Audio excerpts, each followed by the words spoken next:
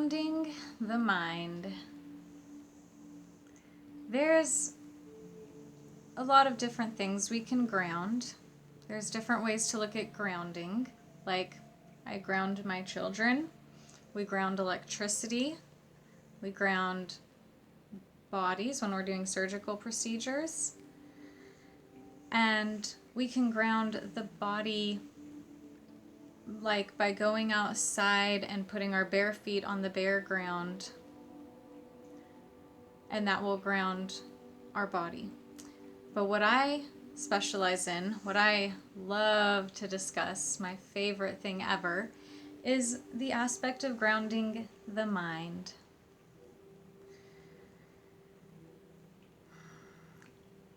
When I ground myself, there's so many different ways I can define this. It goes beyond language. But one aspect of my grounding idea is that I take myself away from, I take myself back to the present moment, away from the worries or anticipation or excitement of the future, and away from the regrets or even good memories of the past, and bring myself back to where I am, how I'm feeling internally, what I can see, hear, feel, taste on the external world, and really see where I'm at right now. Instead of being caught up in the idea of futuristic or past experiences. And I just see where I'm at right now. Be thankful for what I have. I love the idea of gratitude. Seeing what I have, being thankful for what I have.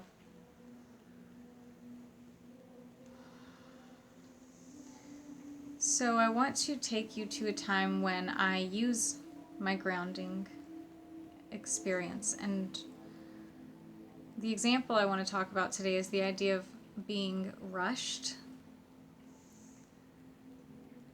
I have noticed that I feel rushed a lot when I am trying to get all my kids out the door so I can get to work and get them to school and all that stuff.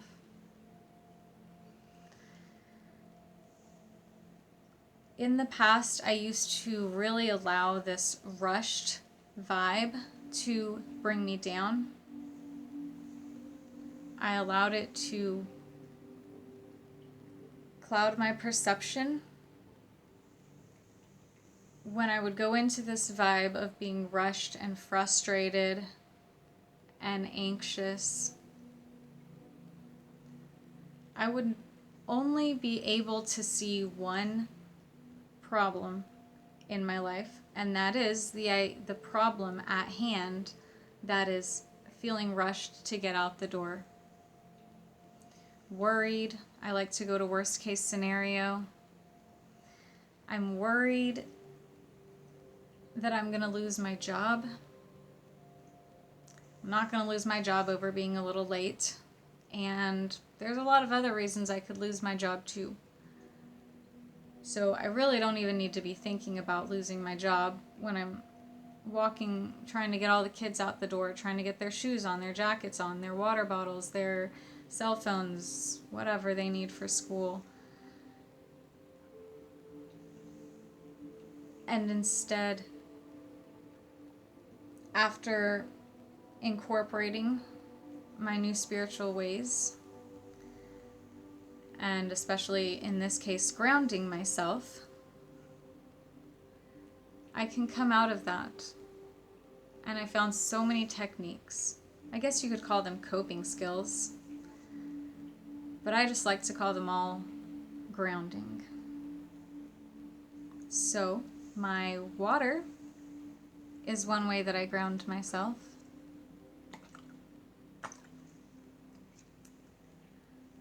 I like to think of the elements of water.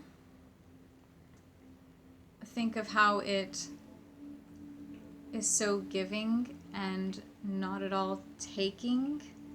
how it flows and surrenders. And I use that idea of the element of water to ground me. I drink it, I shower in it, I swim in it, just simply wash my hands in it or put my feet in it. And it grounds me. I allow it to ground me. I allow the water to bring me peace. I also use things like essential oils. My daughter, whom doctors suggested she go on some kind of meth, like Adderall, she has learned to ground herself using lavender. So when she's at school and she's feeling anxious, she brings herself back by applying some lavender. My journaling helps me to ground myself. Meditation, yoga.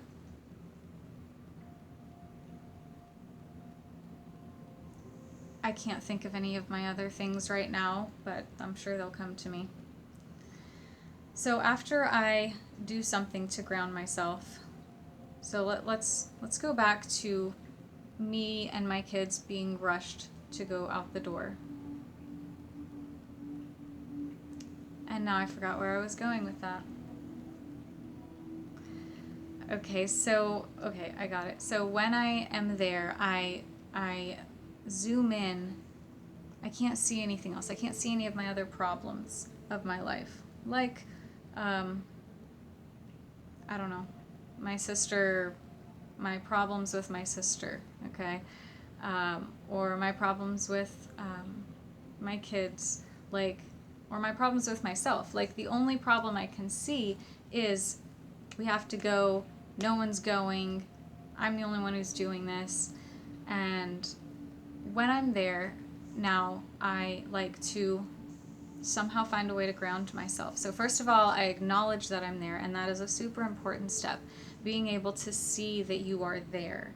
So I see that I'm there, I feel it, and I know I have to do something about it. And I used to try coping skills, and they're cool, but grounding is really the thing that gets me every time and brings me back.